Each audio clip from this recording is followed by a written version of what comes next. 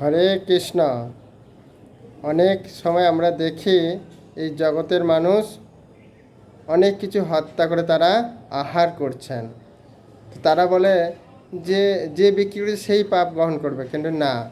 মনু সংহিতা অর্থাৎ আমাদের মানব জীবন যে আমরা পেয়েছি না, প্রথম যে মনু থেকে সমস্ত কিছু এই মনুষ্য জীবন সৃষ্টি হয়েছে পরম্পরার মাধ্যম দিয়ে। কেমন আপনারা জানেন, সেই জন্য মনু সংহিতা মনু মহারাজ সেই কথা বলেছেন, যদি কেউ পশু হত্যা করে আহার করে কে কে কজন দায়ী দেখুন।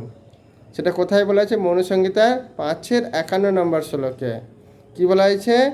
যে কাটে, যে হত্যা করে, যে মাংস ক্রয় করে এবং বিক্রয় করে, যে রান্না করে, যে পরিবেশন করে এবং যে খায়, প্রত্যেকেই এই মাংসাহার কর্মের সঙ্গে জড়িত।